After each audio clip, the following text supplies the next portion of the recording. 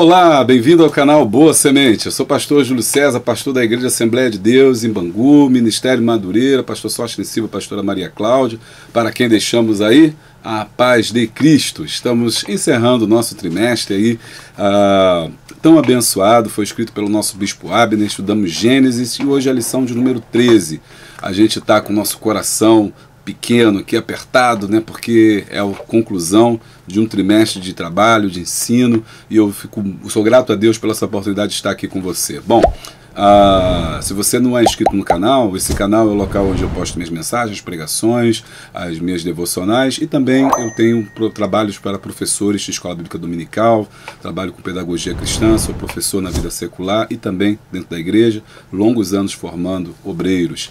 E se você gosta desse trabalho de palavra, de ministério, de educação, voltado para o ensino, você se inscreve no nosso canal, será muito bem-vindo. Deixa aí o seu comentário, porque é importante quando você comenta, porque o YouTube entende que o vídeo é relevante. Compartilha com mais gente aí também para ajudar a espalhar a boa semente. Você vai ser um semeador e uma semeadora. Muito obrigado pelo seu carinho. Tem muita coisa boa, quero orar hoje, fazer uma oração especial no final, por toda a Escola Bíblica Dominical, por você, professor, professora, que está junto comigo aí, atravessando essa peleja, essa luta da educação, batalhando aí na sua igreja, ao lado do seu pastor. Hoje é um momento de gratidão e eu vou orar a Deus no final. Então fica aí comigo, não me abandona não. Pega aí os que você tiver, tererê, o que você tiver, dá um tempinho agora para você pegar a sua revista, a sua Bíblia. É a última lição, mas ela é importante, é a conclusão de tudo que a gente estudou e você não pode deixar de assistir com a gente. Roda a vinheta.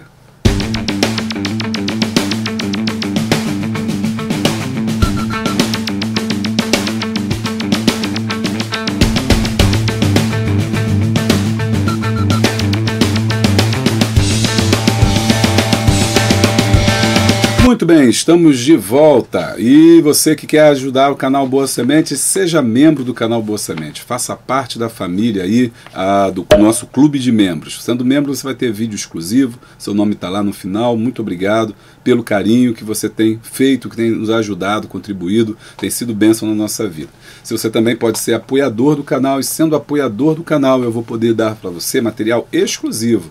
Cada vez mais está aumentando o número de apoiadores, o link é lá no Apoia-se, tá? Você vai receber plano de aula exclusivo, tanto de adultos quanto de jovens, você recebe os dois. Toda quinta-feira eu mando para o seu e-mail ali o material exclusivo.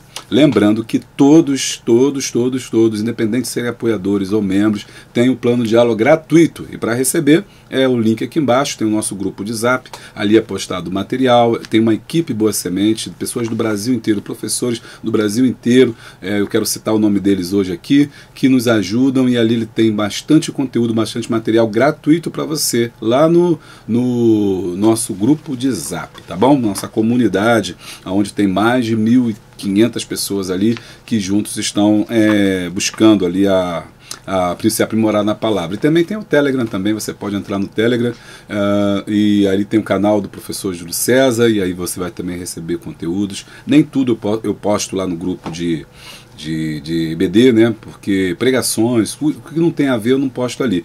Mas todo o conteúdo que eu produzo, que nem sempre é de EBD, eu posto lá no canal do Telegram. O link também está aqui embaixo. Quer ficar por dentro da nossa agenda, daquilo que a gente está fazendo, convites, eventos, você vai para o Telegram, você vai ficar sabendo de tudo.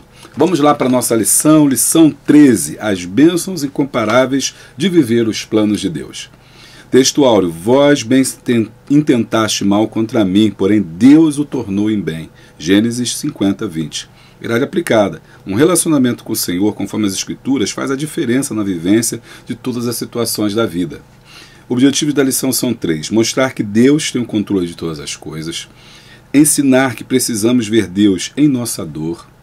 Forte isso, hein? E falar que Deus tem sempre coisas melhores para nós. Esses 3 objetivos. Mostrar que Deus tem o controle de todas as coisas, a despeito de todas as dificuldades e tribulações que passamos, Deus está no controle. ensinar que precisamos, né, ver Deus em nossa dor, ou seja, existe um propósito pelo qual Deus permite que nós passemos por momentos de dificuldade, então nós temos que aprender a ver isso, né, treinar o nosso olhar para enxergar Deus agindo na nossa vida, mesmo diante das perdas, e mostrar que quando nós temos perdas ou dificuldades ou dores, Deus sempre está reservando algo melhor para nós. Tudo isso é a partir da história de José, que nós já começamos há umas 2 semanas a trabalhar, e hoje conclui o livro de Gênesis, que termina, né, o livro de Gênesis com a história de José. Texto de referência, Gênesis 48, Israel disse a José, eu não cuidara ver teu rosto, e eis que Deus me fez ver a tua semente também. Olha que coisa linda que Jacó disse para José, né? Então José os tirou de seus joelhos, inclinou-se à terra diante da sua face. E tomou José a ambos, a Efraim, a mão direita e a esquerda, e a Manassés na sua mão direita. A Efraim na sua mão direita e a esquerda de Israel, que é Jacó, ok? O nome dele foi trocado, e a Manassés na sua mão esquerda, a direita de Israel, e fê-los chegar a ele.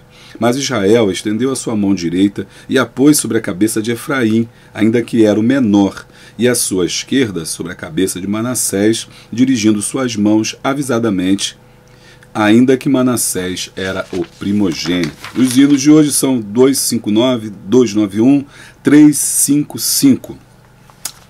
O livro de Gênesis que nós estudamos hoje, estamos ao longo desse trimestre, foi escrito o comentário foi escrito pelo nosso bispo Abner, nos trouxe grandes lições, importantíssimas lições para a compreensão da fé cristã. Lembrar, isso é importante você pensar, Gênesis, o livro do começo, né, que conta a história, a narrativa do povo de Deus, do nascimento do homem, da criação do homem e de como esse homem ele vai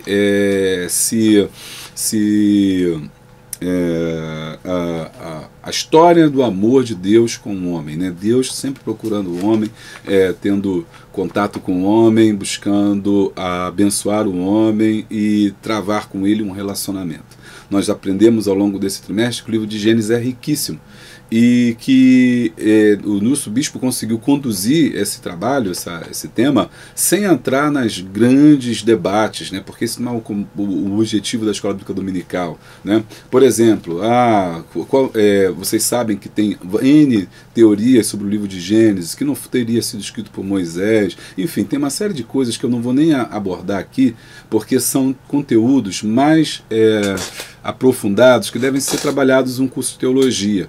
E a Escola Bíblica Dominical não é um curso de teologia, logo não há essa necessidade de que você aborde esses temas, que só vão trazer problemas. A ideia da Escola Bíblica Dominical é trazer temas, né, conteúdos, abordagens que elevem a fé cristã. Então você precisa entender quem é Deus, quem é o homem, o que é o pecado, a importância da palavra de Deus para o homem, o perigo de viver sem Deus. Então esse que é a grande tônica da Escola Bíblica Dominical. É por isso que o livro de Gênesis ele é o livro dos começos, é aquele primeiro livro da Bíblia, né? Não é à toa. Por quê? Porque ele nos dá a base para o entendimento de toda a história que vai ser desenrolada no texto sagrado. A história de hoje lida com José encerrando, né, a sua trajetória. Eu acredito que poderíamos ter estudado também, que não é abordado nessa lição e não foi abordado na 12, o encontro de José com os seus irmãos, mas eu vou aqui rapidamente falar, como você já sabe, se não sabe, você tem que ver do 39 até o 49, né, desenrolar de toda essa história. José, quando a gente terminou a lição passada, ele estava preso. Mais tarde, Faraó tem uns sonhos, a gente vai falar sobre isso. Aí José interpreta o sonho. Isso é muito importante a gente pensar sobre essa interpretação. Eu vou falar sobre isso lá para o meio da lição. E depois ele é colocado sobre o reino, né, do Egito. O reino do Egito era a maior potência que existia na época. E o faraó era o homem mais poderoso da terra. Pensa aí nos Estados Unidos hoje, né, como um país mais poderoso, poder hegemônico, a língua americana, a moeda americana, o poder bélico americano, e você imagina, né, como que era naquela época. O Egito era os Estados Unidos de ontem. Então era a nação mais poderosa daquela época, daquele mundo. E José passou a ser um homem também mais poderoso, né, dentre todos aqueles, porque acima dele só existia o faraó. O faraó o colocou, depois que ele interpretou os seus sonhos, sobre toda a administração do Egito. Alguns acreditam que o termo, que a mordomia ou que a economia nasceu aí, né, porque o José foi um mordomo. Mordomo naquela época era aquele que tomava conta de todas as coisas, a despensa de uma casa real. E ele fez isso muito bem, porque ao prever os sonhos que ele viu, né, das vacas magras, das espigas, né, ele percebeu que era necessário fazer ali um abastecimento geral. E foi o que o faraó fez. Ele faz um grande processo ali de estoque de alimentação para se preparar para o futuro. Né? Tem lições grandíssimas que não dá tempo da gente abordar, mas aqui nós temos o Egito, né, mostrando um salto enorme na questão da capacidade de administrar recursos, porque até então isso não acontecia. Deixa eu só fazer um resgate histórico. O Egito, ele não chegou a ser a maior nação da Terra por acaso. Eles já eram extremamente desenvolvidos na aritmética, eles já eram desenvolvidos no campo da ciência, já faziam cirurgias, amputações, já através do processo de mumificação, eles já conheciam todos os órgãos internos, né, porque eles já dissecavam já os corpos para poder fazer o processo da mumificação, eles já conheciam as tabelas lunares, já conheciam já os astros. O Egito vai ser aquele que vai criar a tabela lunar, vai criar o calendário. Olha como é que eles eram avançadíssimos. Eles eram capazes, os egípcios eram capazes de prever com exatidão o tempo que o rio Nilo ia encher. Entre junho e agosto, o rio Nilo sempre enchia. E o que o faraó fazia? O faraó, ele era visto como um deus, né? Ele era a figura de Deus na terra. E essa figura de Deus na terra trazia bênção para o povo, segundo eles criam. Então, eles viam o Nilo que trazia a cheia, porque quando ele enchia, ele podia então molhar, né, abastecer toda a camada de terra no entorno, né, irrigando aquela terra que depois os egípcios vinham plantar. Então, o Egito era o símbolo do Nilo. O Egito também, o Nilo era o símbolo do Egito. O Nilo era o símbolo da renovação, porque todo ano ele voltava para sua margem, ficava fininho, e depois, entre julho e agosto, ele enchia de novo, fecundava toda a terra, irrigava toda a terra. Depois ele voltava para o seu leito, e aí os camponeses egípcios vinham plantando, e aí tinham a sua colheita. Então o faraó procurou ligar a sua pessoa ao Nilo, e mostrar que ele era, né, o Senhor do Nilo. Então, todos os anos, ele no dia certo do Nilo começar a transbordar, ele fazia sua comitiva, ia para a beira do rio Nilo, junto com os seus administradores, com os seus sacerdotes, com os vizires, e aí ele tocava no rio Nilo. Quando ele tocava no rio Nilo, o rio Nilo começava a transbordar. E aí todo o povo começava, né, a clamar e a glorificar o nome de Faraó. Realmente o faraó é um deus, porque ele faz transbordar o Nilo.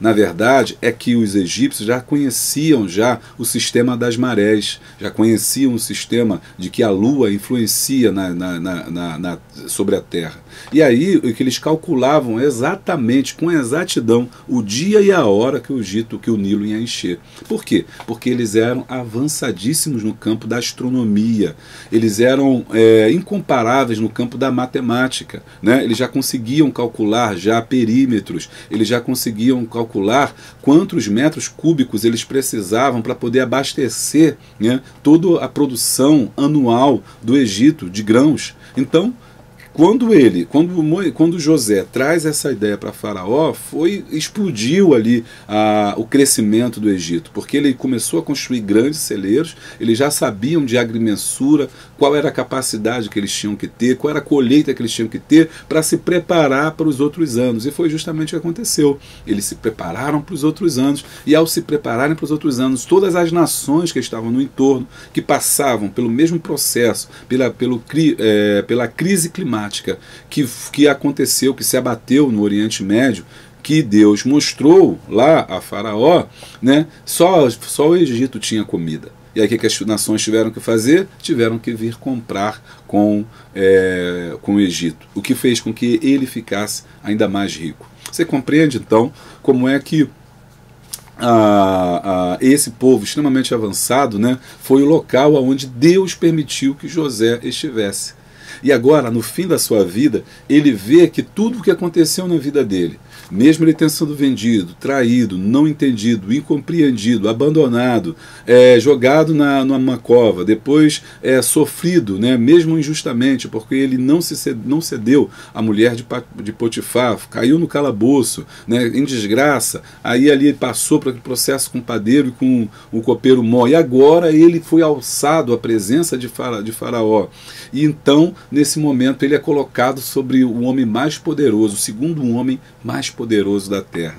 Mas, na verdade, Deus tinha um propósito nisso tudo, porque Deus estava preservando a semente de Israel, né? A raiz, né, de Jessé, o filhinho de Jacó, o bichinho de Jacó, estava sendo preservado através da promessa que Deus havia feito a Abraão, que nós estudamos no começo do livro de Gênesis. Aquela promessa de Gênesis 12 era de que Deus susteria a nação de Israel, que ela nunca acabaria, que Abraão teria descendentes incontáveis como as estrelas do céu. Agora era necessário que Deus cuidasse dessa geração.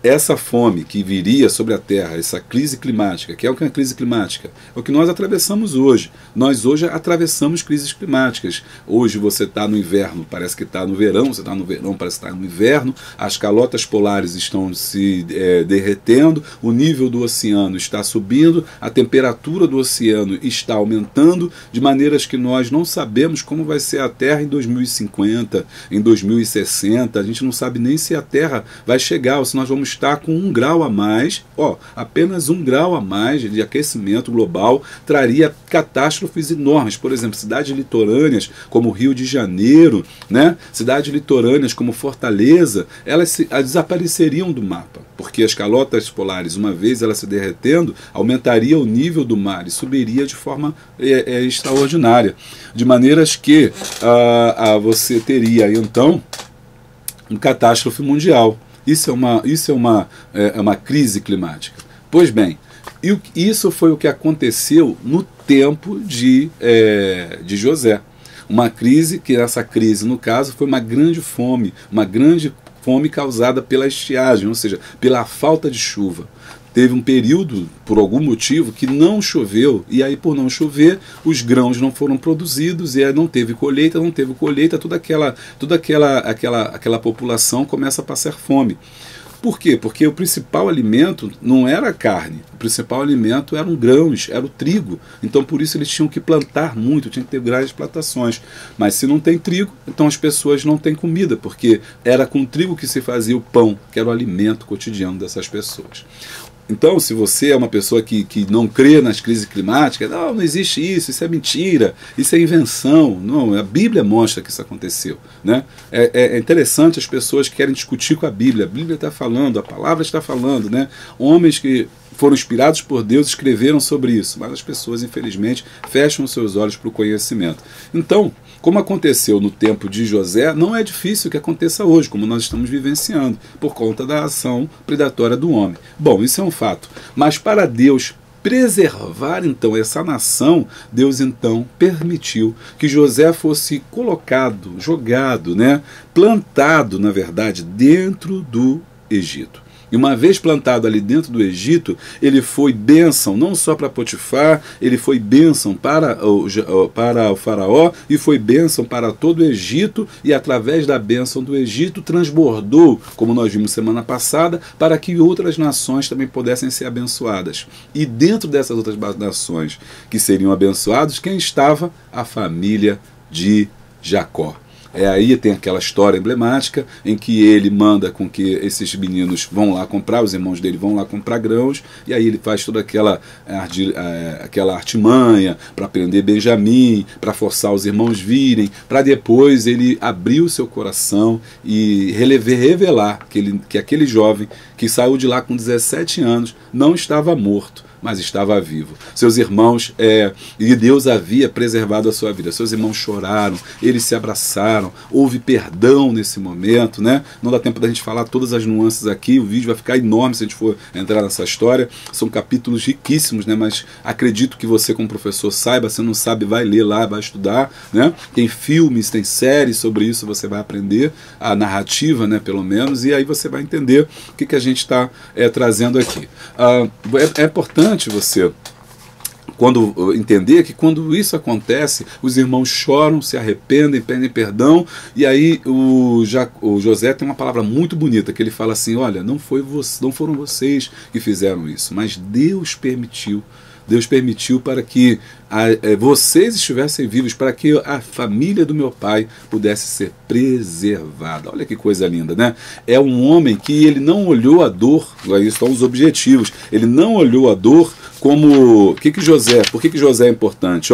José percebeu que tem controle sobre todas as coisas. Objetivo 2, ele percebeu que precisamos ver Deus em nossa dor. Ele via um propósito maior para o seu sofrimento. Ele não se frustrou, ele não ficou uma pessoa aborrecida, amarga, ele não ficou uma pessoa sem esperança, mas ele entendeu que Deus tinha algo maior através do seu sofrimento. E por último, ele entendeu também que Deus tinha algo sempre melhor. E essas são as lições que você deve trazer para os seus alunos. No meio da dor, você tem que encontrar um propósito para seguir em frente, sabe?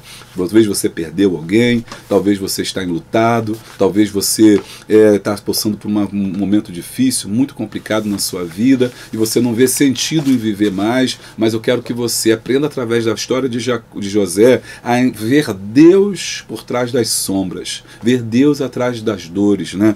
Ver um motivo para você continuar vivo. Existe um motivo pelo qual Deus preservou a sua vida.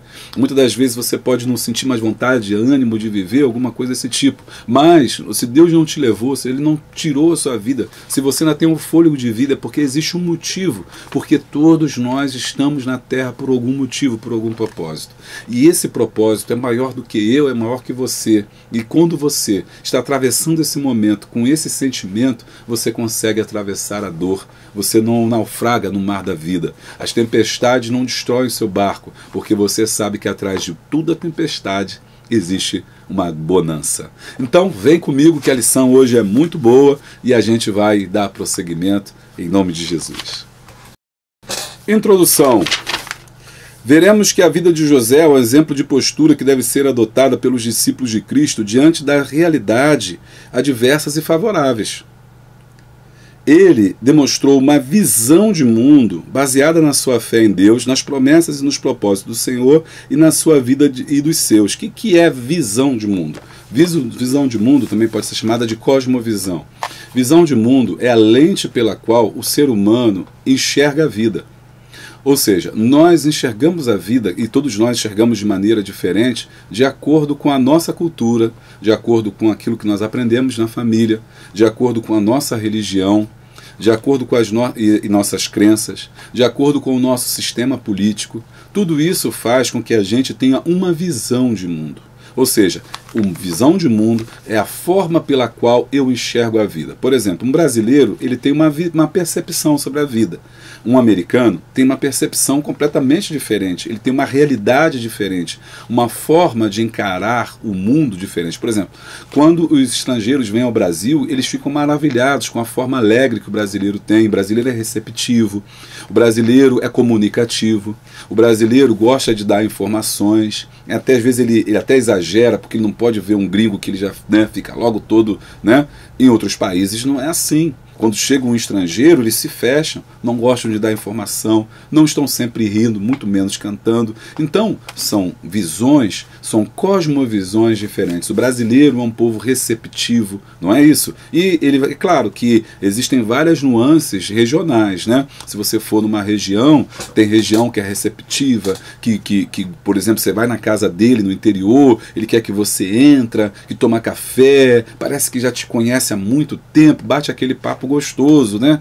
No Rio de Janeiro já não é assim. Dificilmente você chega na casa de alguém, a pessoa te chama para entrar na sua casa. Ah, vem tomar um café na minha casa. No Rio de Janeiro, você chama só por... Ah, fulano, vai lá em casa, toma um café. Mas você não dá o endereço.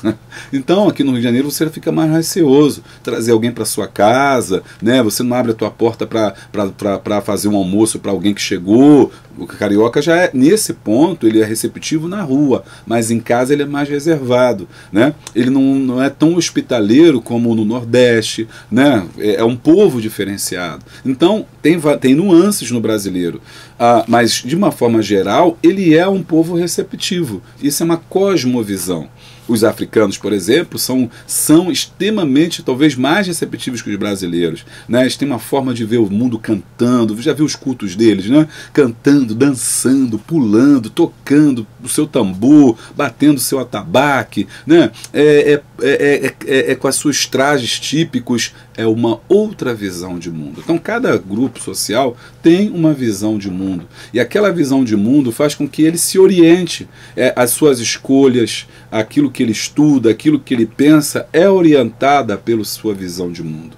Todos nós estamos presos na nossa visão de mundo, ok? Na nossa chamada cosmovisão. O que o autor está discutindo com a gente é que nós temos que ter uma cosmovisão cristã. Então, a cosmovisão cristã é a lente que é usada pela qual nós enxergamos o mundo. Que lente é essa? A Bíblia Sagrada. Então a Bíblia, eu enxergo o mundo, eu me relaciono com o mundo através da Bíblia. E essa cosmovisão é baseada em duas coisas: no amor e na ética. Foi o que Jesus trouxe. O amor é o maior mandamento. Então, a minha cosmovisão é uma visão baseada no amor, na proximidade, no carinho, no afeto. A minha vida é regrada pelo caráter cristão, que é baseado na ética cristã. Então, essa é a minha cosmovisão. Quando ele diz, então, assim, ele demonstrou uma visão de mundo baseada na fé em Deus. Então, qual era a cosmovisão dele? Baseada na fé, porque ele não se dobrou diante das dificuldades, ele não se prostrou e caminhou em frente. Eu e você, aplicação, precisamos ter uma cosmovisão cristã. E a cosmovisão cristã é baseada no amor, na ética e na fé.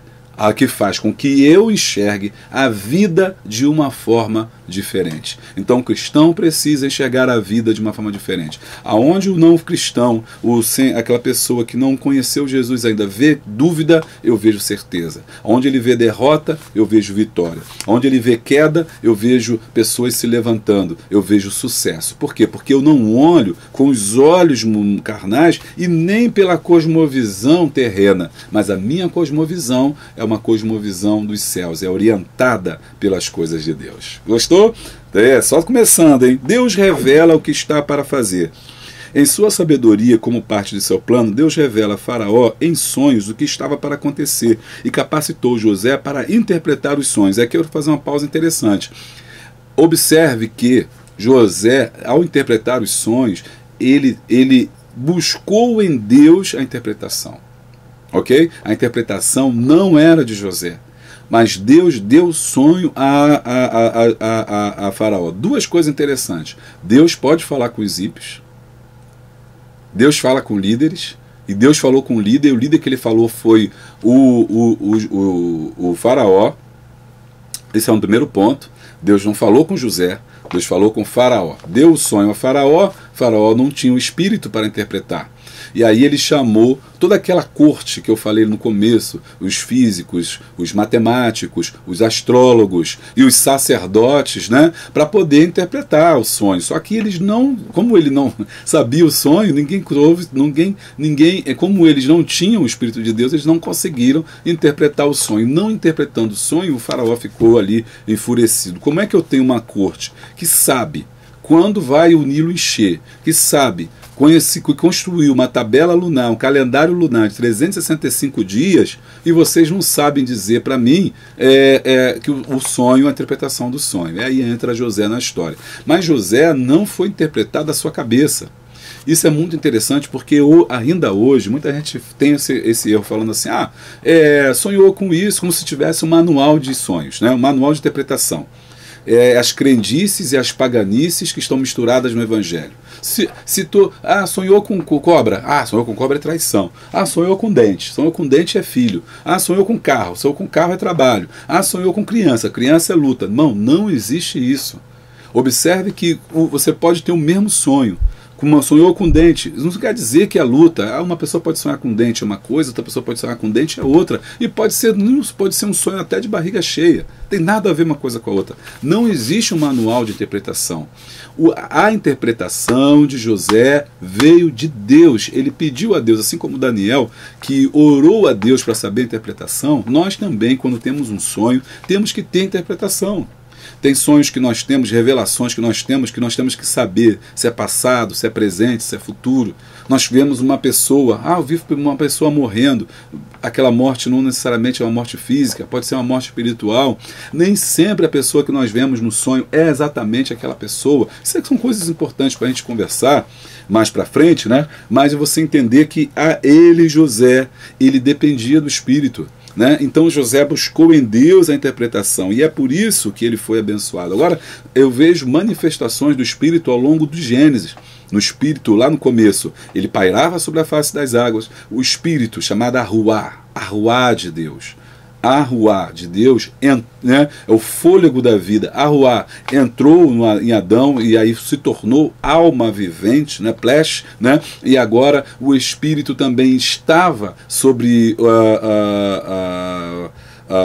o José, né, o homem que o Espírito estava sobre ele era diferenciado de todos aqueles que viviam ali. O Espírito esteve sobre esses grandes homens, sobre Abraão, de alguma forma, orientando, sobre Isaac e sobre Jacó também, né, porque Jacó prosperou, Deus fez eles prosperar depois que ele se encontrou. Eu vejo gotas do Espírito Santo se manifestando pontualmente e localmente. Pontualmente porque apenas sobre uma pessoa, e localmente apenas num local, e só por um momento, né, esteve sobre José. Então esse é o tópico 1. Os sonhos de Faraó, 1.1.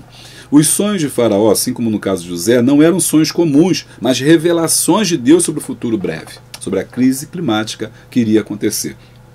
Não era qualquer sonho, era revelação. Deus estava dando ao monarca do mundo o saber sobre o que Deus iria fazer.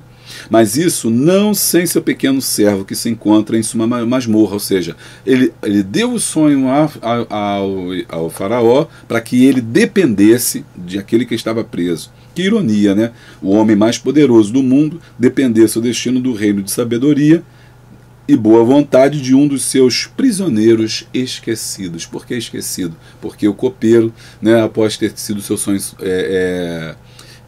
interpretado, esqueceu dele lá. Né? Agora, os sonhos de Faraó eram revelações sobre os 7 anos de abundância, seguido por 7 anos de extrema fome. José não apenas recebeu de Deus a palavra de conhecimento, olha que o bispo escreveu, revelação, como a palavra de sabedoria. Ele apresentou uma sábia solução. Ou seja, pergunta, quais são os dons que José tinha? Ele tinha tanto dom de revelação quanto dom de sabedoria. Ele não só disse o que ia acontecer, como ele disse, olha, então, nesses primeiros 7 anos de vaca gorda, você vai agregar, você vai trazer, você vai juntar, e depois você vai ter recursos para quando chegar a seca. Esta atuação especial de José vai colocá-lo no topo do Egito, ao lado de Faraó. Uma pausa importante é você entender que os dons, a manifestação do espiritual não é apenas para uso na igreja. Se você entende a manifestação dos dons só para a igreja, você está tendo uma visão muito pobre, limitada sobre isso.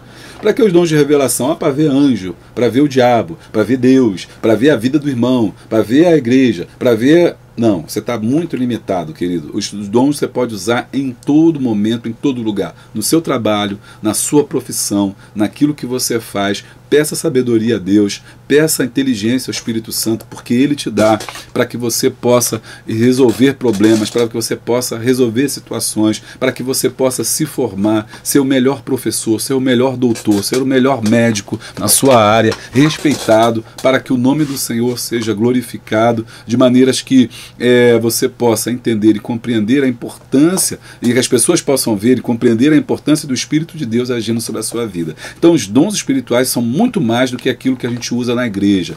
E no teu dia a dia, minha irmã, lavando a sua louça, fazendo as suas coisas, você tem sabedoria de Deus para a sua vida, para a sua família, para a gestão da sua empresa, seja o que for. Tá gostando? Deixa o like. José posto sobre toda a terra. 1.2. A presença e participação de José não salvou apenas o Egito, salvou também todos os povos menores que estavam em torno dele, inclusive a família, que eu já comecei falando lá para ganhar tempo e não ter que falar aqui agora. Este é o momento de vermos as desgraças na vida de José do lado avesso. O que parecia que estava dando tudo errado, na verdade, para Deus, estava dando tudo certo. Quantas das vezes isso acontece na nossa vida, não é? Como nós insistimos em esquecer desta lição, ou seja, parece que quando a gente está vivendo isso, a gente não entende, a gente não reclama, a gente não percebe, a gente reclama, a gente luta, a gente peleja contra isso, quando na verdade a gente tinha que entender os processos, o projeto de Deus por trás de todas as coisas. A vida dos escolhidos de Deus e tudo mais que acontece na vida deles nunca é resultado do acaso, não existe acaso, não existe por acaso, nem coincidência. Prevalência do diabo ou meras consequências de maus atos humanos. Se somos de Deus, tudo o que acontece conosco está sob controle soberano dele. E o fim sempre é glorioso e maior do que nós mesmos. Então creia, meu irmão, creia. Né? Deus está no controle. Não pode ser só uma... Deus está no controle, não pode ser um jargão de culto, não pode ser um jargão de pregador, não pode ser um slogan simples e vazio. Tem que ser uma atitude de fé, de vida, de vivenciar realmente e acreditar que Deus está no controle. Pode dar errado para você, pode estar errado para o homem, né? Houve coisas na minha vida que aconteceram que eu mesmo não entendi, mas hoje, olhando em retrospecto, eu percebo que as mãos de Deus estavam agindo, que Deus me guardou, me preservou e tem me abençoado ricamente mais, né? Situações que na hora para mim foram duras, foram de perdas, foram traumáticas, né? Para mim, né? Então, mesmo diante das críticas, das dúvidas que eu sofri e que todos os cristãos sofreram, que me chatearam, que me entristeceram, e isso eu não entendi na época, mas hoje eu entendo que as mãos de Deus estavam sobre a minha vida, que Deus só me fez prosperar, que Ele só me fez crescer, que Ele me deu muito mais do que eu imaginava. No momento foi doloroso, mas hoje, olhando depois do que aconteceu, de tudo isso que passou, eu vejo que as boas mãos de Deus estão sobre mim. E eu não guardo amargura, eu não guardo rancor, eu não guardo nada em relação a fofocas ou que tenham dito ao meu respeito. Então, por quê? Porque eu consegui aprender a ver. Isso é aprendizado, querido. Eu aprendi a ver Deus além da dor. Olhe além da sua dor. Não olhe a sua dor, mas veja o que está por trás. Jesus disse que se tiveres fé no tamanho de um grão de mostarda, dirás a esse monte, passa-te daqui para colar, e ele passará. Ou seja, é você ver além dos montes. 1.3. O propósito providencial de Deus. José deveria ser um homem amargurado com a vida, por olhar para trás e ver tudo o que teve para que passar para chegar onde chegou. Mas ele adquiriu uma visão transcendente da própria vida e da própria dor. Olha só, ele viu além da dor. Quando ele não pode mais esconder sua identidade de seus irmãos e se revela a eles, eles ficaram paralisados de medo, na certeza de que seriam destruídos por José. Contei esta história no começo, mas a resposta de José mostra como ele entendeu que a sua vida, como toda a dor que ele passou, tinha um propósito. José não nega a responsabilidade cruel de seus irmãos. Ou seja, não, é assim mesmo, né? Eu não vou chegar e olhar para essas pessoas e dizer assim, não, bacana, hein? Gostei do que você me fez. Olha, gostei mesmo, pode fazer de novo. Não é isso. Eu não sou louco, você não é louca, nós não somos loucos. José sabia que aqueles homens tinham a sua parcela de culpa, mas ele não se deixou levar nesse sentido de perceber que os mal que tramaram para ele, Deus transformou em bênção. Deus tem essa capacidade. Ele transforma mal em bênção. Ele transforma maldição em bênção. Ele transforma mal em bem. Ele transforma águas amargas em água doce. Ele transforma a água em vinho. Eu não sei você, mas eu estou feliz e estou sentindo aqui a presença de Deus. Eu espero que você também, aonde você está, possa também estar compartilhando desse Espírito que transborda em nós. E para encerrar esse bloco, eu quero contar de um testemunho muito interessante. 2 homens estavam dentro de... que esse testemunho serve para a gente ilustrar como que a cosmovisão, a percepção da vida é muito interessante. Preste atenção. Certo homem, 2 homens estavam no hospital, numa enfermaria, muito doentes. Um estava perto da janela e outro estava no meio da sala. Só tinha dois leitos ali. E todos os dias, o homem que estava perto da janela olhava, se debruçava sobre a janela, que ele estava bem perto, e ficava descrevendo o que ele estava vendo. Ele dizia: hoje o dia está maravilhoso, olha, com esse sol lindo. Eu vejo crianças lá embaixo. Eu estou ouvindo até mesmo o som das crianças no balanço. Olha lá aquele cachorrinho passando. Olha aquele jovem lá soltando pipa. Que lindo dia Deus fez. Que coisa boa e agradável. Eu estou me sentindo tão bem. Não tem como não ficar feliz diante de um dia tão bom. Só que o outro amigo dele estava com um aparelho, estava cheio, tudo, né, encalacrado ali, tudo, não podia levantar da cama.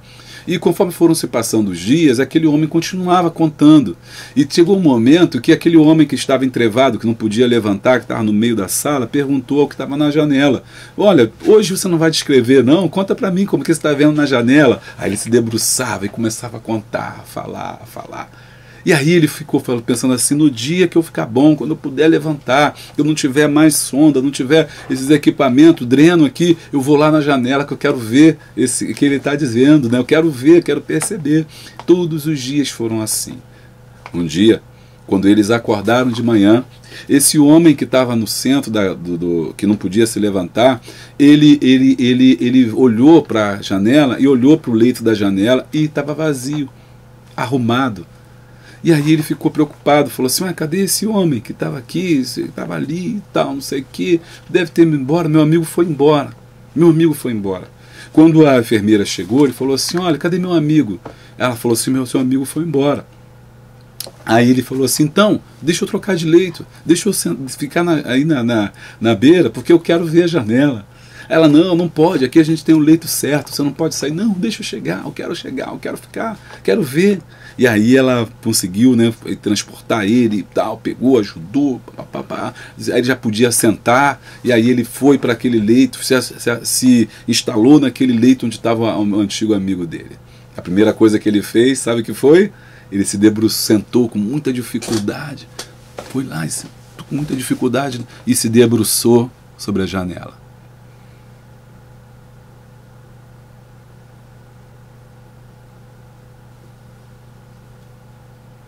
Quando ele se debruçou sobre a janela, ele não entendeu, ele falou: enfermeira, tem alguma coisa errada. Ele falou: o quê? Aí ela lavando, fazendo as coisas e tal. Tem alguma coisa errada, só tem uma parede, uma parede branca aqui enorme. Ela falou: o que tem? Essa parede sempre teve aí, nada demais, é uma parede do hospital. Mas o meu amigo estava aqui, ele sentava aqui todo dia, ele contava a história, ele dizia como o dia estava. Que amigo? O amigo estava aqui, ele sentava aqui e ele via criança no balanço, ele via o sol, ele descrevia quando chovia, ele falava o que as pessoas estavam fazendo na praça. Não tem praça, só tem uma parede. Que moço que você está falando? Um homem que estava aqui. Ah, meu senhor, aquele homem que estava aí, ele era cego, ele não podia ver. Aí caiu a ficha dentro daquele rapaz, daquele doente no hospital. Ele começou a perceber que aquele homem estava vendo além dos muros brancos da vida. Isso traz para a gente, isso chama-se cosmovisão, isso é ver pela fé. É que o apóstolo Paulo falou sobre que a gente não vê, não confia mais no que nossos olhos veem, mas a gente vê pela fé, a gente enxerga pela fé. Então, aquele homem, mesmo cego, ele descrevia uma beleza que não estava lá, mas ele podia perceber. Talvez você esteja vendo os brancos muros da vida, sem graça, pálidos, sem esperança, sem capacidade de sobreviver, sem o amanhã, possibilidade de crer no amanhã, de sonhar. José sonhou, José viu além das perdas. Isso chama-se cosmovisão cristã. 2. Vivendo segundo os planos de Deus. 2.1. A preservação do povo da aliança. José está com a mente nas promessas feitas por Deus aos seus antepassados, Abraão e Isaac. Nesse tópico, ele mostra pra gente como é que José, ele creu, né, na promessa e ficou, e que, de certa forma, ele entendeu que Deus estava preservando o povo de Deus. E são os filhos de Jacó, e o seu pai e seus irmãos. Ele sabe que Deus tem um povo dele em sua família e propósitos gloriosos com ele, e que por isso este povo não pode extinguir-se. Deus sempre preservou. E era necessário preservar o povo de Israel, porque deles viria o Nazareno, viria a raiz de Jessé. Era necessário que essa raiz fosse preservada, que essa descendência fosse mantida, porque dela viria o Salvador, o Filho do Homem. Então, o diabo fez de tudo para poder destruir, para poder matar, para poder extirpar a raiz de Jessé, né, a semente de Abraão. Mas, né, Deus sempre preservou, porque existia um propósito muito maior, que era a salvação de toda a humanidade através do seu Filho Jesus. 2.2. Exaltado por um propósito. Não apenas a humilhação de José foi providencial de Deus, mas também a sua exaltação. Gênesis 45:8. José entende que Deus abate ou exalta segundo a sua vontade, de acordo com o seu propósito. E isso é como fica claro no caso de José, não tem necessariamente a ver com punição aos maus ou recompensa aos bons. Lembra do que eu sempre ensino aqui? Isso aconteceu porque Deus está te pesando a mão, hein? Deus vai te botar no leito, hein? Não sei o que vai acontecer contigo, vai cair um raio da tua cabeça. Não tem a ver com isso. Então não tem a ver com necessariamente com a punição dos maus, nem a recompensa dos bons. Ou seja, eu vou receber bênção porque eu sou... Por que eu vou receber? Vou receber bênção porque eu sou dizimista. Vou receber bênção porque eu sou obreiro da casa do Senhor. Vou receber porque eu jejuo, porque eu oro. Não é por causa disso, é pela graça de Deus, né? Tem a ver com propósitos maiores e além das decisões humanas. Deus é soberano. As decisões mais dos irmãos de José foram usadas soberanamente por Deus para seus propósitos. As atitudes boas de José foram usadas por Deus para colocá-lo onde Deus queria. Deus é soberano. 2.3. O príncipe abençoando o rei. Jacó havia sofrido o luto por José. Lembra que ele entregou a túnica cheia de sangue, e aí ele achou que o filho havia morrido. Mas assim como Abraão teve Isaac de volta pela intervenção, essa parte é excelente do que o bispo escreveu, muito boa. Ele trabalhou essa ideia que eu não tinha percebido ainda, né? Talvez você também não tenha percebido. Ele trabalhou uma ideia muito interessante. Olha só, assim como Abraão teve Isaac de volta pela intervenção de Deus, que ele ia sacrificar e Deus não deixou, então o garoto ali praticamente ressuscitou, Jacó pôde rever seu filho ressurreto. E nesta alveceira notícia, né? Alveceira é alegre, feliz, eita, falei mistério agora. Alvarecedora, você entendeu? Bom, então, a notícia, alviçareira, lembrei, alviçareira. Ele também reviveu. Era plano de Deus que Jacó fosse ao Egito com a sua família. O propósito de Deus era que o próprio Jacó, o guerreiro de Deus, abençoasse o grande faraó. Deus não apenas havia exaltado José no Egito diante de faraó, mas o próprio Israel, abençoando um grande monarca por meio de um camponês insignificante para os homens. Mas para Deus, Jacó era o verdadeiro príncipe. Lembra? Olha que esse tópico é um tópico profundo. Lembra do que Deus falou para Jacó lá atrás, quando ele se encontrou príncipe? Não serás mais Jacó, mas o seu nome será Israel, porque como príncipe lutaste com Deus, ou seja, como alguém importante lutaste com Deus. Como assim alguém importante se ele era um cuidador de ovelha? Olha agora, Deus exaltando Jacó, ele chegando no palácio de Faraó, filho, né, pai do grande homem, né, o segundo homem mais importante da nação, com todas as pompas, com todas as glórias, com todos os elogios. Olha aí como é que Deus faz. Então, agora ele está ali sendo honrado pelo homem também, como príncipe. Deus já tinha prometido isso a ele. Podemos não ser nada para os homens aqui na terra, mas pode ter certeza que Deus sabe quem somos por ele. Então, quero que você comente: os céus sabem meu nome. Comente: os céus sabem o meu nome. Talvez as pessoas não liguem para você, talvez as pessoas não te dêem bola, talvez as pessoas não saibam o seu nome, seu pastor não sabe o seu nome, seu líder não sabe o seu nome, na igreja que você está é tão cheia que as pessoas não ligam para você, ou ela é vazia, mas mesmo assim ninguém liga para ninguém, e você acha que você não é ninguém, mas Deus conhece você. Deus sabe o seu nome. Então os céus sabem o seu nome. Sempre que eu estou atravessando um momento de dificuldade, eu penso e oro ao Senhor. E mesmo que as pessoas me desprezem, mesmo que as pessoas me ignorem, mesmo que elas finjam que não me veem, mas vem, eu oro e falo assim: os céus sabem o meu nome. Fulano não sabe, Beltrano não sabe, eu nem quero que saiba, mas eu quero saber que o meu nome está escrito na glória, no livro do Cordeiro. Amém? Então, esse tópico 2.3 foi maravilhoso. Eu quero convidar você que não é inscrito a nossos cursos, você faça o nosso curso, ele vai ser bênção para a sua vida. Curso de professores de EBD é maravilhoso, você precisa fazer esse curso. Curso de professores para a Escola Bíblica Dominical e também o curso para superintendente, onde a gente lida com a administração. Estou esperando você lá, cursos online. Olha, tem curso sobre o Espírito Santo, sobre o curso como receber o Espírito Santo. Você que é pentecostal, tem que conhecer o Espírito Santo. Curso aí sobre o Espírito Santo. Tem curso sobre Ezequiel, sobre escatologia, para aprender sobre Apocalipse. Então, não fique fora dessa, tá bom? Não deixe de fazer, de estar aí trabalhando e fazendo essa benção, ok? Tá entrando junto aí com a gente. Pela Hotmart você recebe seu certificado no final. Aqui embaixo tem um link, você vai acessar e vai ser meu aluno lá, vai ser muita benção. Tem certificado, você faz na sua casa, parcela no cartão, no Pix, olha aí que maravilha. Então, é bom você fazer aí e estar com a gente. Não se esquece também de abençoar nossa viagem para a África, irmão. Não tá fácil não, mas eu confio no Senhor, Então, nessa semana, dia 21, eu vou estar em AD Cordeiro. AD Cordeiro, olha aí, ó, vai ser uma quarta-feira, eu vou estar ministrando lá.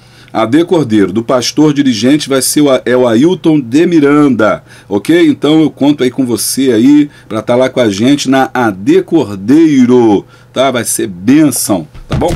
Vai lá, que é bênção. E no final de semana eu vou estar em Campo Grande, bairro de Campo Grande, congregação de Magali em Campo Grande. Eu vou estar na parte da manhã ministrando também sobre o final do encerramento aí da EBD lá, tá bom? Você vai lá que é bênção. E se você quiser entrar, saber a nossa agenda, quer nos convidar para fazer seminários, palestras de casamento, tudo que você quiser, tem o link aqui embaixo, você entra em contato ou pelo telefone 96517-2154, tá bom? Vai ser bênção aí para a sua vida, espero você. 3. Quando uma pessoa se submete aos planos de Deus. 3.1. Abençoando o menor. Os ismaelitas prosperaram no Egito, mas Jacó não quer ser sepultado no Egito, e sim na terra de Canaã, numa caverna em Macpela, onde estavam sepultados Abraão e Isaac com as suas respectivas mulheres. A Macpela, a gente falou, foi o campo lá que onde Abraão sepultou a Sara, e depois ele foi sepultado, e ali ficou tipo um mausoléu, um local onde eles eram colocados lá, e todos os seus antepassados iam sendo colocados juntos. Então Jacó também quis ser sepultado junto com os seus antepassados. Mas antes disso, Jacó abençoaria os filhos de José e todos os seus 12 filhos. Por quê, né? E aí é interessante que esses filhos vão ter a família do patriarca, os 12 filhos, vai ter uma substituição.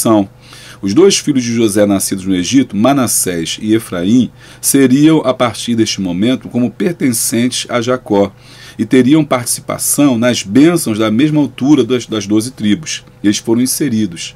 Jacó já está quase cego, e José posiciona seus filhos na ordem da bênção. O mais velho à direita de Jacó, por uma bênção maior, e o mais novo à esquerda, por uma bênção inferior. Porém, com os olhos fracos, Jacó cruza os braços e dá uma bênção ao filho mais novo. Bom, então, dentro do Egito, ele vai se casar, José cresce, se casa com Potífera, né?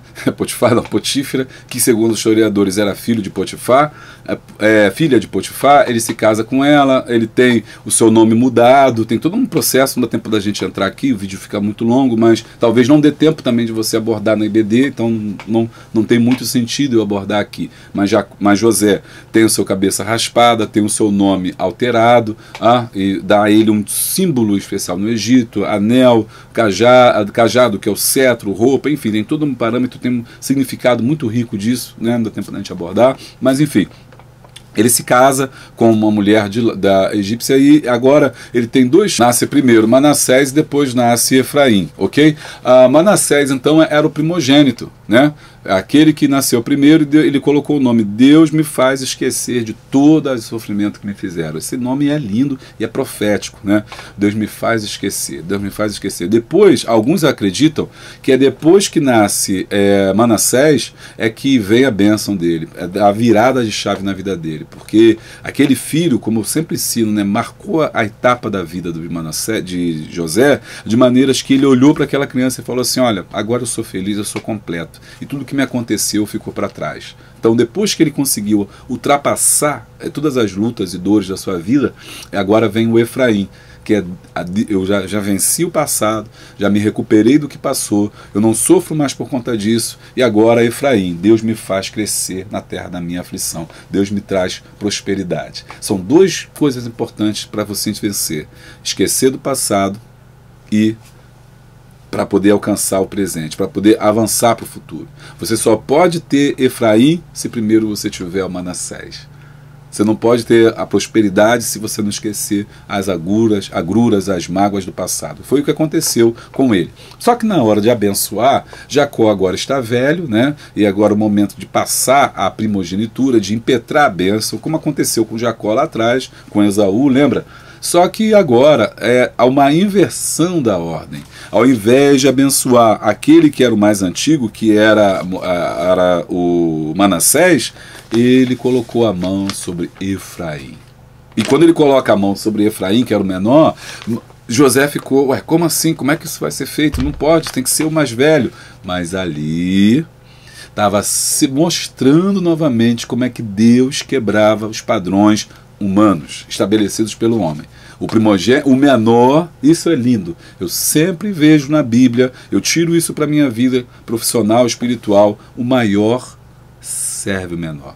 Infelizmente, torno a dizer, muitas pessoas querem ser grandes, muitas pessoas querem ser ricas, muitas querem ser poderosas e usar das pessoas, humilhar pessoas, né, achando que é maior, que é poderoso. Mas quanto mais riqueza você tiver, mais você tem que distribuir. Quanto mais recurso você tiver, mais você tem que abrir mão. O maior serve o menor. Lembre-se disso. Na sua vida, na sua jornada, na sua caminhada. Você é patrão? Pense no seu funcionário.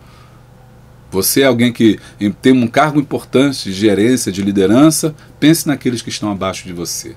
Não veja os seus subordinados como pessoas inferiores, menores que você. Não existe isso.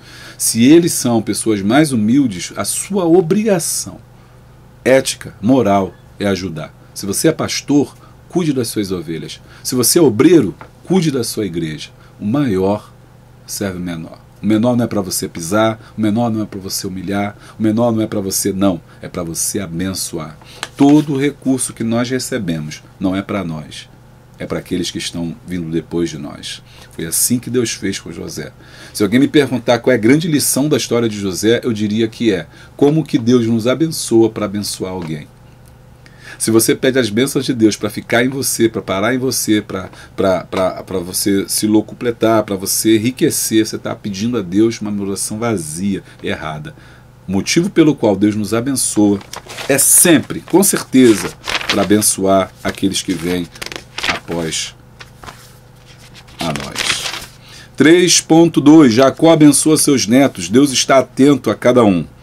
Nas bênçãos que declara sobre os seus netos, Jacó os inclui as bênçãos de Abraão e Isaque.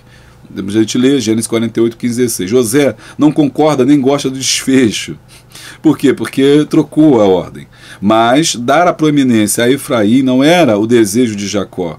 Era um desígnio de Deus. Gênesis 48, 19 e 20. Como em quase toda a história bíblica, fugindo dos padrões culturais e de força, Deus prova que eleva e fortalece, que Ele usa quem Ele quer.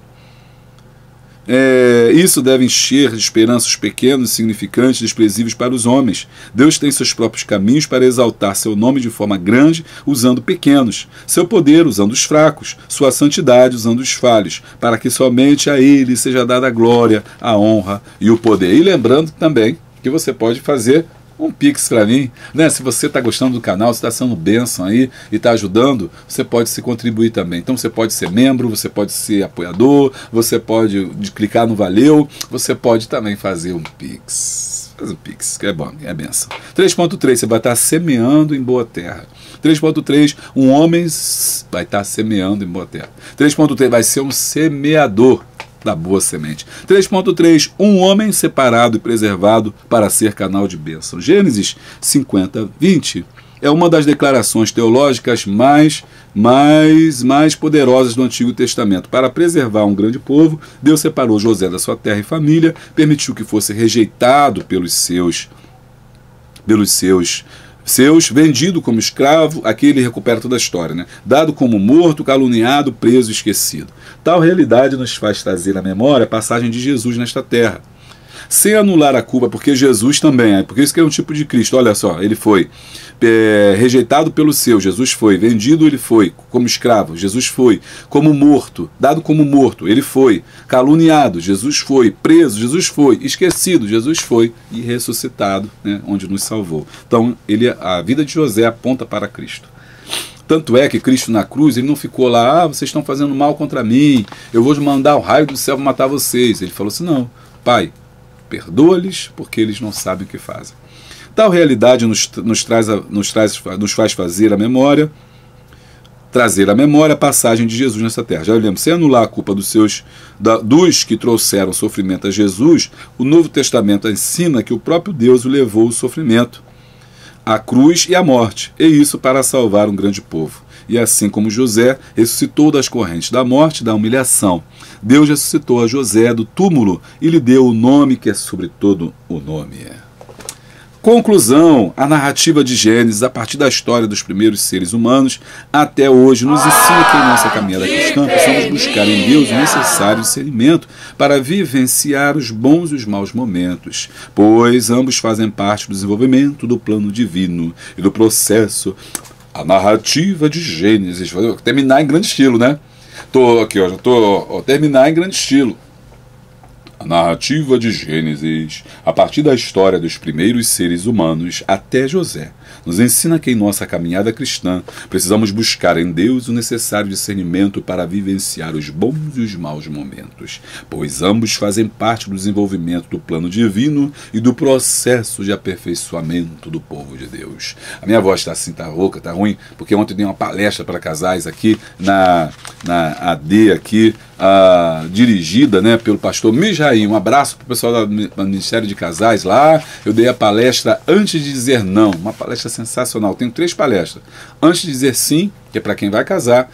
Disse Sim agora, para casado novo, né, que está se ajeitando ali. E Antes de Dizer Não, que é a palestra para casais de uma forma geral, né, antes que os problemas venham, ou se já tem problema, antes de dizer não, antes de separar. Ouça essa palestra, vai ser bênção para você. E eu fui ministrar lá e quero mandar um abraço aí para os nossos irmãos. Bom, vamos orar ao Senhor, né? Agradecer a Deus por um trimestre tão abençoado. Próximo trimestre, vamos estar estudando os profetas menores. Você vai gostar muito, eu espero a tua companhia aqui. Então, vamos orar ao Senhor. Senhor, nosso Deus, nosso Pai, na tua presença gloriosa estamos agora te agradecendo. Por sim, meu Deus, ó Pai, podermos estar atravessando esse trimestre inteiro de grandes dificuldades, mas de grandes bênçãos. Podemos ver as Tuas mãos, Senhor Deus, sobre esse canal, Senhor, nos ajudando em todos os momentos. Podemos ver, Senhor, as Tuas mãos, Senhor, sobre os Teus filhos que nos apoiaram, contribuíram, ajudaram. Senhor, também aqueles que não puderam, mas que, Senhor Deus, oraram por nós. E também por cada professor e professora que fez o seu melhor na sua igreja, ajudando o seu pastor. no interior dos valados, Senhor Deus, ó Pai, nos campos, na Caatinga, no Cerrado, no Nordeste do Brasil, Senhor, no Sul do Brasil, principalmente no setor Sudeste, ó Pai, onde a amplitude desse canal tem chegado, Rio de Janeiro, São Paulo, Minas Gerais. Meu Deus, nós te damos graça, Senhor Deus, pelos teus filhos. Também, Senhor Deus, ó Pai, na Bahia, na Amazônia, Senhor Deus, no Pará, Senhor, em todo local aonde nós temos chegado, Senhor Deus, ó Pai. Tu tens sido bênção. E onde chegamos ou onde não chegamos, não importa, que assistiram ou que não assistiram, a cada professor GBD, as tuas mãos, ó Pai, foram conosco. Tu nos guiaste através do livro de Gênesis e pudemos aprender o teu amor incondicional pelo homem. Como tu procurou, Senhor Deus, ó Pai, a cada um dos teus filhos e levou, Senhor, ao seu melhor, ó Deus, entendendo que as tuas mãos, ao guiá-los, levava-os para, Senhor Deus, ó Pai, o melhor de Deus, o melhor que tu tinha reservado para os teus filhos. Pai, quero te agradecer, Senhor, porque conseguimos encerrar esse trimestre debaixo das tuas bênçãos. Senhor, porque apesar das nossas dificuldades e limitações, tu, Senhor, nos ajudaste, nos esforçaste, nos desse entendimento, sabedoria, compreensão para entender as tuas escrituras e para fazer delas, Senhor Deus, ó Pai, nosso manual de vida e de vida com abundância, e que vidas foram impactadas através, ó Deus, da palavra que ministramos aqui. Agora, Pai querido, eu quero te pedir, Senhor Deus, ó Pai, que nesse próximo trimestre, assim como tu foste conosco neste, Senhor, as tuas mãos possam estar sobre nós. Orienta, Senhor, nossa liderança, o nosso bispo, Senhor, que tem, Senhor Deus, ó Pai, liderado, Senhor Deus, ó Pai, os bispos, né, que tem liderado, Senhor, a esse campo tão abençoado, Senhor, que é a nação de Madureira. Nosso bispo Primaz, Senhor, nosso bispo Abner, nosso bispo Samuel, Senhor Deus, ó Pai, toma, Senhor Deus, ó Pai, os teus filhos nas tuas santas mãos e derrama, Senhor Deus, cada vez mais sabedoria para que possamos nos conduzir, assim como o nosso presidente, pastor Sóstenes Silva, e a sua esposa. Meu Pai querido, nós te pedimos, Senhor, que cada um desse campo, desse ministério, seja árvore frutífera, Senhor, seja semente de bênção para o nosso país e para a nossa nação, que haja uma mudança, Senhor Deus, de posicionamento, haja um retorno, Senhor Deus, ó Pai, a religiosidade, Senhor, falsa, seja abandonada e possamos voltar, ó Deus, uma vida de fé, de esperança e de amor, vivendo o evangelho puro e simples, como está na sua palavra. Obrigado, Senhor, por este canal. Obrigado, Senhor, pela oportunidade que tu me dá de entrar na casa de milhares de pessoas que nem conheço, mas que confiam em mim, Senhor Deus, para ligar o Smart TV e assistir, Senhor Deus, esses vídeos com toda a família. Crianças, adolescentes, jovens, senhoras, senhores, idosos, Senhor, muito obrigado. Eu não sou digno, Senhor, dessa bênção que tem derramado sobre mim. E não imaginava, Senhor, que esse canal alcançasse tantas pessoas. E tem sido bênção, Senhor, na vida de cada um dos teus filhos. Que permitem, Senhor, que essa boa semente, Pai, chegue aos seus corações. Que eu seja, Senhor, simplesmente mais um colportor da boa semente. Para todos, ó Deus, que traga vida, esperança e amor. É o que nós te pedimos. No nome poderoso de Jesus. Amém. Muito bem, eu vou ficando por aqui. Não se esqueça, se inscreva no nosso canal, deixa o like, dá o glória, clica no sininho em todas as atualizações. Assim, sempre que estiver uma coisa nova, você vai ser avisado. Beijo grande, abraço forte e a paz de Cristo.